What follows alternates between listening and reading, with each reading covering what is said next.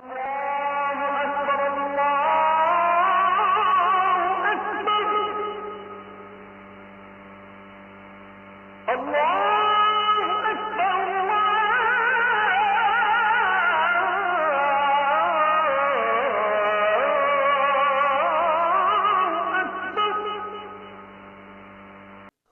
আসলে ভালো মানুষ কিনা। এক নাম্বার আলামত হুব্বুন নাস, মানুষ যদি আপনাকে ভালোবাসে, মানুষ যদি মন থেকে আপনার জন্য দোয়া করে, আপনি বুঝে নেবেন যিনি আপনাকে মহব্বত করে, পছন্দ করে, ভালোবেসে ফেলেছেন তিনি কে। আমাদের এই সমাজের ভিতরে অসংখ্য নেতা আছে, আর যেহেতু নির্বাচন একেবারে অত্যাসন্ন, শুধু এতটুকুন দিয়েই বোঝা যায় যে নেতা কেমন, কর্মী কেমন, মানুষ কেমন। আপনাকে যদি মানুষ ভালোবাসে, আপনি বুঝে নেবেন যিনি আপনাকে ভালোবেসে ফেলছেন তিনি কে। এক নাম্বার ক্যাটাগরি হচ্ছে মানুষের ভালোবাসা অর্জন করতে হবে। এই ভালোবাসা দুনিয়া থেকে আসে না, এই ভালোবাসা আল্লাহর কাছ থেকে আসে। আল্লাহ যখন কাউকে ভালোবাসেন, জিবরিলকে ডেকে আল্লাহ বলেন যে আমি অমুককে ভালোবেসে ফেলেছি, তুমিও ভালোবাসো। জিবরিল আলাইহিস সালাম ভালোবেসে ফেলেন, আকাশের ভিতরে ঘোষণা হয়ে যায় ভালোবাসার কথা, জমিনের ভিতরে ঘোষণা হয়ে যায়, মানুষের কানে কানে ভালোবাসা গুলা পৌঁছায় যায়। এই ভালোবাসা যদি আপনি পেয়ে যান, জীবনে সবচেয়ে বড় সম্পদ পেয়ে গেলেন। যে মানুষটারে মানুষ ভালোবাসবে, বুঝে নিবেন যিনি ভালোবেসে ফেলেছেন তিনি কে। এই গুণটি আমরা কয়জন অর্জন করতে পেরেছি? মানুষের ভালোবাসা অর্জন। আমাদের দেশে দেখা যায় বড় নেতা কিন্তু ডান দিক দিয়ে হেঁটে যাচ্ছে, মানুষ বাম দিক দিয়ে পারলে পালায় চলে যায়, তার সামনে আল্লাহ অন্তত আজকে আপনি আমারে ফালায়েন না। এবং মনে মনে নিয়ত করে ফেলে যদি আজকে কোনোভাবে বেঁচে যাই, তাহলে পারলে মসজিদে 50 টাকা দান করবো, যেহেতু তার সাথে আজকে দেখা হয়নি। এই হচ্ছে আমাদের চারিত্রিক অবস্থা। মানুষের ভালোবাসা যদি আপনি নিতে পারেন, আপনি সেরা মানুষ হলেন। দেখেন আমাদের খলিফারা কেমন ছিলেন। হযরত ওমর রাদিয়াল্লাহু তাআলা আনহুর সামনে এসে বলা হচ্ছে, মা রাআইতু মিসলাক, আপনার মতো একটা মানুষ এই দুনিয়ার ভিতরে আমি দেখি নাই। আমরা হলে বিশাল খুশি হয়ে যেতাম, আমরা কইতাম সুবহানাল্লাহ, এত সুন্দর প্রশংসা আমার মতো নেতা এই পৃথিবীতে আর দেখে নাই। আমরা পশ্চিমাদেরকে বড় বড় নেতা মনে করি, অথচ আপনি একটু চিন্তা করেন আমাদের নেতা কেমন নেতা ছিলেন। সামনে এসে একজন সাক্ষী দিচ্ছে যে আপনার মতো মানুষ আমি দেখি নাই। হযরত ওমর খুশি না হয়ে রাগান্বিত চেহারা নিয়ে জিজ্ঞাসা করলেন, আরা আইতা আবু বকর, তুমি কি আবু বকরকে দেখছো? তিনি বললেন, মা রাআইতু আবু বকর, আমি আবু বকরকে দেখি নাই, শুধু আপনারই দেখছি। হযরত ওমর বললেন, লাউ কুলতা রাআইতু আবু বকর, এই কথা যদি তুমি বলতা যে আমি আবু বকরকে দেখেছি, ওয়াল্লাহি লাওয়াজাতুহু দারবান লাআউজাতুহু দারবান, আমি তোমাকে মারার মতো মারতাম, কারণ তুমি আবু বকরকে না দেখে আমি ওমরকে সেরা বলছো। জোরে করে আল্লাহু আকবার। কি মানুষ ছিলেন চিন্তা করেন। নিজের সামনের প্রশংসা তিনি এমন ভাবে উড়ায় দিলেন, তুমি আবু বকরকে না দেখে আমি ওমরকে তুমি বললা যে এইরকম মানুষ আর দেখো নাই, তোমার তো আগে আবু বকরকে দেখা দরকার ছিল। হযরতে আবু বকর রাদিয়াল্লাহু তাআলা আনহুর সামনে প্রশংসা করলেন,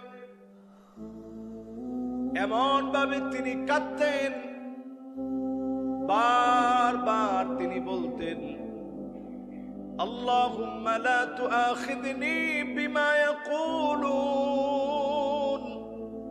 واغفر لي ما لا يعلمون واجعلني خيرا مما يظنون।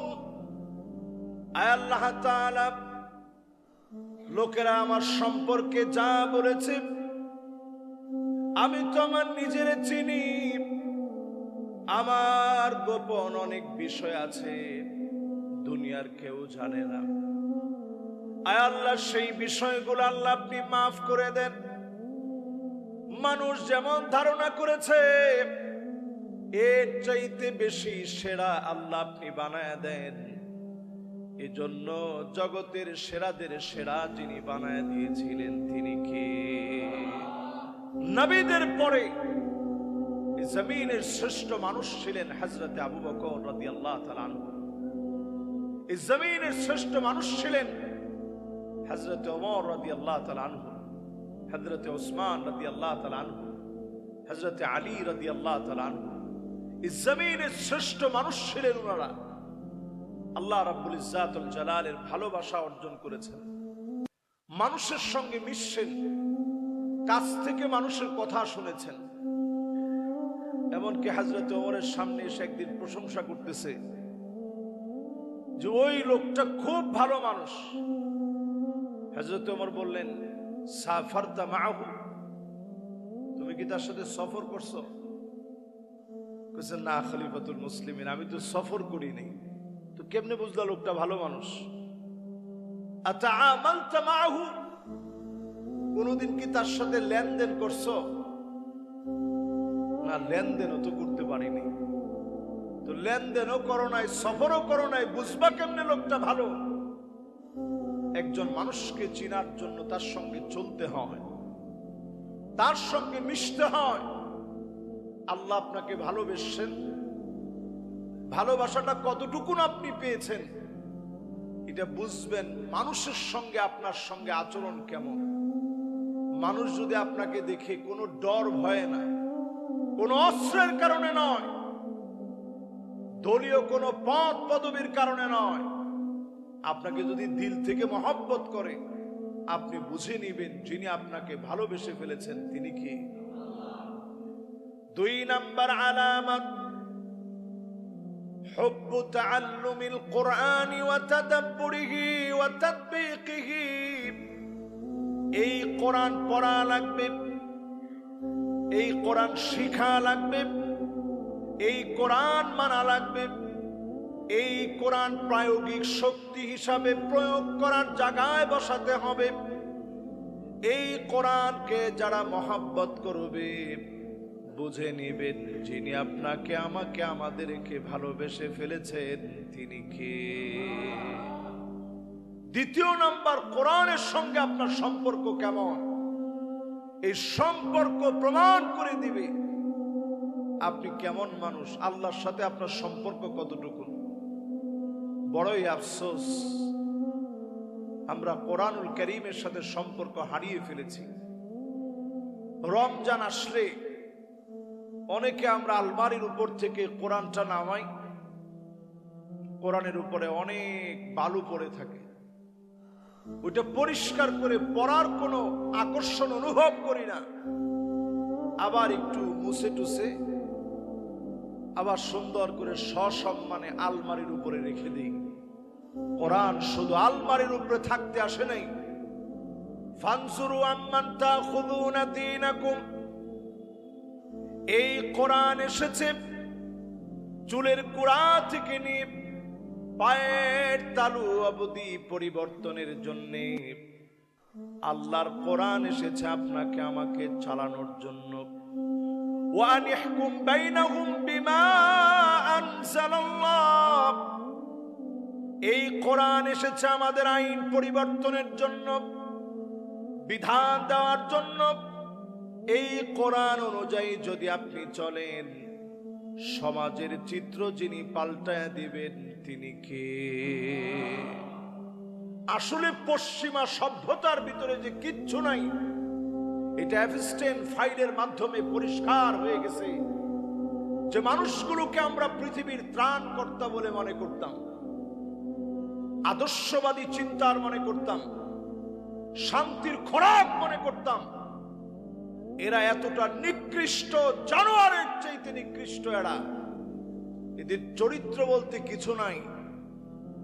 এই এফএসটেন ফাইলসের মাধ্যমে সব উন্মোচিত হয়ে গেছে সারা দুনিয়ার সামনে। তো আমরা একটা বিষয় কল্পনা করি নাই যে এফবিআই নিজে এই চিত্রগুলো ফাঁস করছে। কারণ কি? কেন তারা তাদের নিজের এই নথিপত্রগুলো গোটা জাতির সামনে তুলে দিল? কারণ তারা এটা টের পাচ্ছে আমেরিকা যে মোড়ল হয়েছে সারা দুনিয়ার জন্য, এই মোড়লগিরি বেশি দিন টিকতে দেওয়া যাবে না। সামনের পৃথিবী লিড করবে ছোট্ট একটা রাষ্ট্র, নাম বলেন। পুরো দায়িত্ব দেওয়ার জন্য এই এফএসটেন ফাইল নামে যত নথিপত্র এখন আমাদের এই ছবিগুলো, ভিডিওগুলো চোখে পড়ছে, এটা তাদের একটা মাস্টার প্ল্যান। দাজ্জাল আসবে, অনতিবিলম্বে দাজ্জাল আসার এই পথকে পরিষ্কার করার জন্য তারা আজকের এই চিত্রগুলো আমাদের সামনে তুলে দিয়েছে। আমরা মুসলিমরা অনেকে এখন এটা নিয়ে ব্যস্ত আছি। আপনি চিন্তা করেন কি পরিমাণ নর পশু হলে একটা ছোট বাচ্চাকে যৌন হয়রানির পর হত্যা করার পরে তার বর্জ্য মানুষ খেতে পারে, কি পরিমাণ নিকৃষ্ট মানসিকতার হলে। এক্ষেত্রে একটা বিষয় প্রশ্ন এসেই যায় যে এই জাতীয় কর্মকাণ্ড করে আসলে লাভটা কি? এই জাতীয় কর্মকাণ্ড করে আসলে লাভ হচ্ছে, তারা হচ্ছে এই পৃথিবীতে ইলুমিনাতি। আমরা সবাই এই বিষয়গুলো জানি না। এই এফএসটেন ফাইলের মাধ্যমে এটা পরিষ্কার হয়ে গেল, যাদেরকে আমরা মোড়ল বলে মনে করি, এরা আসলে এই পৃথিবীর জন্য তেমন কিছু দিতে পারেনি। যদি আমরা আমাদের আদর্শের দিকে ফিরতে হয়, কোরআন সুন্নাহর দিকেই আমাদের ফিরতে হবে, ঠিক কিনা বলেন? এরপরে আপনাকে আল্লাহ রাব্বুল ইজ্জাতুল জালাল কেমন ভালোবাসেন, আপনি কতটুকুন ভালো মানুষ, এটা বোঝার জন্য তৃতীয় যে কোয়ালিটিটা প্রয়োজন সেটা হচ্ছে ইত্তেবাউস সুন্নাহ।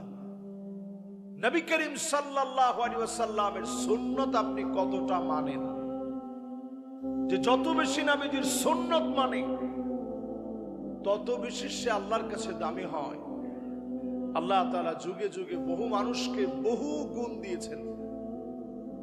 আমরা যদি মুসলিম একজন শাসকের কথা চিন্তা করি, তারেক বিন জিয়াদ, যার হাত ধরে 1492 সাল পর্যন্ত এই পুরো ইউরোপটা আমরা শাসন করেছি। চিন্তা করতে পারেন, মাত্র 7000 সৈন্য ছিল ওনার সঙ্গে। আলহামদুলিল্লাহ আমাদের এই মসজিদে ওভারঅল যখন একটু পরে প্রায় 7000 মুসল্লি, 5-7 মুসল্লি আমাদের মসজিদেই হয়ে যায়।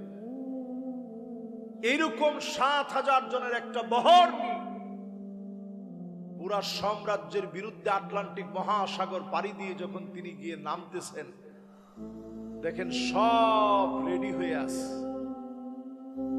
আমরা হলে তো দৌড় দেওয়ার উপক্রম হইতো, যে মাত্র 7000 লোক আর সব সামনে সব খ্রিস্টান। উনি কিন্তু কোনো দৌড় দেননি, উনি স্লোগান দিয়েছিলেন তাকবীর, আল্লাহু আকবার। বলেন কি স্লোগান? আমরা এই স্লোগানটাও দিতে অনেকে নারাজ। তাকবীর স্লোগান দেয় কেমনে? নাউজুবিল্লাহ, এটা তো একটা মৌলবাদী স্লোগান। তাকবীর স্লোগান মৌলবাদী স্লোগান নয়, এটা আমার মনের স্লোগান। এই স্লোগান আমার আসল স্লোগান, ঠিক কিনা বলে? এই একটা স্লোগান যখন তিনি জোরালো কণ্ঠে দিয়েছেন, তখন আমাদের মতো মাইক ছিল না। আমরা তো মাইকের ভিতরে একটু জোরে কথা বললে অনেক লাউডলি শোনা যায়, কোনো মাইক ছিল না। তিনি বলছেন তাকবীর, সবাই বলে উঠছে আল্লাহু আকবার। আকাশের দিকে তাকায় তিনি বলছিলেন লা মালজা ওয়ালা মানজা মিনকা ইল্লা ইলাইক। আল্লাহ, আজকে আমাদের আর যাওয়ার কোনো জায়গা নেই। আচ্ছা বলেন তো, আমাদের কি যাওয়ার কোনো জায়গা আছে নাকি? হুজুর আমার ফ্ল্যাট তো আছে, ফ্ল্যাট আছে, বাসা আছে, ভাড়া বাসা হইলেও তো আছে, আমি যেইখানে খুশি হুজুর চলে যেতে পারবো। না না, এই যে ভূমিকম্প কিন্তু আবার শুরু হয়েছে। মাঝখানে কয়টা দিন ভালো ছিলেন। এরকম ভূমিকম্প যদি টানা চলতে থাকে, ঢাকা শহর ফাঁকা হয়ে যাবে, ঠিক না ভাই? তাহলে একটু চিন্তা করেন, আশ্রয় বলতে কোনো জায়গা আমাদের নাই, শুধু আল্লাহ রাব্বুল ইজ্জাতুল জালালের জায়গা ছাড়া। উনি যখন এই কথাটা প্রবল শক্তি নিয়ে বললেন, ওনার সঙ্গী সাথীরা এই কথা বলতে বাধ্য হলো, ইন্না রাআইনা কওমান মাআ তারিক বিন জিয়াদ লাউ আরাদু আন ইয়াখলাআল জাবাল লাখালাউহু। আমি তারিক বিন জিয়াদের সঙ্গে একদল মানুষকে আমি পেলাম, তারা যদি পাহাড়কে লক্ষ্য করে বলতো, পাহাড় এ মুহূর্তে তুমি ধরে এদেরকে গিলে খেয়ে ফেলো, মুসলমানদের ইমানি হিম্মত এমন ছিল, পাহাড় তাদের কথায় আমাদেরকে গিলে খেয়ে ফেলতো। জোরে কোন আল্লাহু আকবার। এটার নাম ঈমান। এটা আসবে কখন? যখন আপনি সুন্নাহ মানবেন। সুন্নাহ মানলে অনেকগুলো লাভ, এর মধ্যে সবচেয়ে বড় লাভ, যারা আপনার শত্রু থাকবে আপনি শত্রু মনে করা লাগবে না। যারা আপনাকে শত্রু মনে করে, আল্লাহ রাব্বুল ইজ্জাতুল জালাল তাদের হৃদয়ের ভিতরে একটা ভয় দিয়ে দিবে। তারা সবসময় মনে করবে যে এই লোকটা মানি একটা শক্তিশালী কিছু। প্রিয় ভাইয়েরা আমার, এরপর আল্লাহ তাআলা আপনাকে কেমন ভালোবাসেন এটা বোঝার জন্য চতুর্থ নাম্বার যে কোয়ালিটি আমাদের প্রয়োজন, সেটা হচ্ছে আল ইবতিলা। as-sabru fil ibtila, বালা মুসিবতের সময় একটু সবর করা। আসলে বালা মুসিবতে আমরা কয়জন লোক সবর করতে পারি? আল্লাহর কাছে পরীক্ষা দিয়ে উত্তীর্ণ হওয়ার মতো ঈমান আমাদের নাই। দেখবেন পরীক্ষার সময় যদি প্রশ্নটা খুব কঠিন হয়ে যায়, তো তখন বোর্ড থেকে বলা থাকে, যেহেতু এবার প্রশ্নটা খুব কঠিন হয়েছে, খাতাটা যেন একটু সহজ করে দেখা হয়। আবার যেবার প্রশ্ন খুব বেশি সহজ হয়, ওইবার বলে দেওয়া থাকে যে প্রশ্ন যেহেতু খুব সহজ হয়েছে, খাতাটা যেন একটু কঠিন করে দেখা হয়। তো দুনিয়ার জীবনে পরীক্ষা আসবে, এটি স্বাভাবিক। ওয়ালা নাবলুওয়ান্নাকুম বিশাইইম মিনাল খাউফি ওয়াল জুউ ওয়া নাকসিম মিনাল আমওয়ালি ওয়াল আনফুসি ওয়াস সামারাত ওয়া বাশশিরিস সাবিরিন। নানা রকমের পরীক্ষা আসবে, ক্ষয় ক্ষতি, ভয় ভীতি, সন্তানাদির অসুস্থতা, অনেক রকমের মুসিবত আসবে। এর মধ্যে সবর করা লাগবে আল্লাহর উপরে। আমার নবীজির সন্তানরা যখন মারা গেছেন, প্রাপ্তবয়স্ক ছেলেরা যখন মারা গেছেন, নবীজি ভেঙে পড়েন নাই, চোখ দিয়ে পানি পড়ছে, সবর করছেন আল্লাহর কাছে এবং বলছেন, ইন্না ইব্রাহিম আলা মাহজুন, ইব্রাহিম তুমি আমারে বড় দুশ্চিন্তায় ফেলে দিছো, আমার চোখ দিয়ে তোমার মায়ায় আমার চোখ দিয়ে অজর ধারায় পানি ঝরছে। এই মুসিবতের সময় যারা পালায় যাবে, এরা সব হতে পারে, কখনো এরা নিরাপদ বন্ধু হতে পারে না। ঠিক কিনা বলেন? এবার পঞ্চম নাম্বারে যে গুণটা ভালো মানুষ হওয়ার জন্য যথেষ্ট দেখা উচিত, আইয়ুফিকাহু বিআমালিন সালিহিন ক্বাবলা মাউতিহি। একজন ভালো মানুষের মৃত্যুটা ভালো কাজ করতে করতে হয়। আপনি আমি একটু দেখা দরকার, প্রতিদিন আমরা যতগুলো কাজ করি, কয়টা কাজ আমরা ভালো কাজ করি। এই যে 5টা বিষয় বললাম, এটা ভালো মানুষ হওয়ার জন্য এই কোয়ালিটিগুলো আমাদের দরকার। রমাদান আসার আগে যেহেতু নির্বাচনের একটা উৎকণ্ঠা চলছে চতুর্দিকে, এই সময়ে এটা আমাদের জন্য অত্যন্ত গুরুত্বপূর্ণ যে এই পাঁচটা বিষয় একটু মিলিয়ে দেখা, যে আল্লাহর ভালোবাসা আমি পেলাম কিনা, কোরআনুল কারীমের সাথে আমার সম্পর্ক আছে কিনা, সুন্নাহর সাথে আমার সম্পর্ক আছে কিনা, মিলিয়ে দেখা চাই। বালা মুসিবত আসলে আমার হালত কি, প্রতিদিন মিলিয়ে দেখা আমি যে পরিমাণ অন্যায় করছি, এই অন্যায়ের সামনে আদৌ কি আল্লাহ আমাকে মহব্বতের উপরে মৌত দিবেন? খালিদ বিন ওয়ালিদ, যিনি মৌতার প্রান্তে ৯টা তরবারি কাফেরদেরকে মারতে মারতে ভেঙে ফেলছেন, ৯টা তরবারি। উনার ইন্তেকালের সময় খালিদ বিন ওয়ালিদ হাতের মধ্যে দাগগুলা দেখতেছিলেন, শরীরের দৃশ্যমান শুধু তরবারির আঘাতগুলো দেখতেছিলেন, আর চোখ থেকে গড়িয়ে গড়িয়ে পানিগুলো পড়তেছিল। স্ত্রীকে ডেকে বলতেছিল, আল্লাহর কাছে এত চেয়েছি কোন একটা ময়দানে যেন আল্লাহ আমারে শহীদ হিসাবে কবুল করে, আমি তো শহীদ হতে পারলাম না। স্ত্রী ডেকে বললেন, আপনার উপাধি হলো সাইফুল্লাহিল মাসলুল, আল্লাহ পাকের খোলা তরবারি আপনি। আল্লাহ পাক আল্লাহর তরবারিকে পরাজিত হতে দিতে চান নাই, আপনাকে পরাজিত হতে দিতে চান নাই।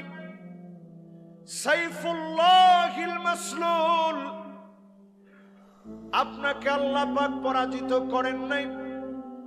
মান আরাদা শাহাদাতা বিসিদকিন বাল্লাগাহুল্লাহু মানাসিলাশ শুহাদা ওয়া ইন মাতা আলা ফিরাশিহি, বিছানায় শুয়েও যদি মারা যান, বিছানায় ঘুমাতে ঘুমাতে যদি মারা যান, আন-নাওমু আখুল মাউত, শেষ ঘুম যদি ওই দিনের ঘুম হয়ে যায়, তারপরেও যদি শাহাদাতের মৌতের চিন্তা আপনার মনে থাকে, যিনি আপনাকে শহীদ হিসাবে কবুল করে নেবেন তিনি কে? এজন্য শাহাদাতের মৌত আমরা চাই তো ভাই, ভয় লাগে মনে হয়, চাই। শাহাদাতের মৌতের তামান্না হৃদয়ে থাকতে হবে।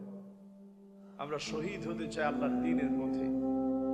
যদি এটা মন থেকে আমাদের চাওয়া পাওয়া হয়ে থাকে, বিছনায় শুয়েও যদি আপনি মারা যান, শাহাদাতের মৌতের তামান্না আপনার ছিল। কিভাবে মরবেন সেটা তো আল্লাহ জানেন, মৃত্যু তো আল্লাহ লিখে রাখছেন কিভাবে আপনার মৃত্যু হবে, কিন্তু শাহাদাতের মৌতের তামান্না আপনার ছিল। আল্লাহ রাব্বুল ইজ্জাতুল জালাল ভালোবেসে আদর করে বিছানায় শুয়েও যদি আল্লাহ তাআলা মৌত দেন, আপনার মৃত্যু হবে শাহাদাতের মৌত। ঈমানের হালতে আল্লাহ আপনাকে মৌত দিবেন। বলেন আল্লাহু আকবার। প্রিয় ভাইরা আমার, যতগুলো কথা আজকে বললাম, আল্লাহ রাব্বুল ইজ্জাতুল জালাল প্রত্যেকটা কথার উপরে যেন আমাকে আপনাদের সবাইকে যেন আমল করার তৌফিক দান করেন। পড়েন আমিন।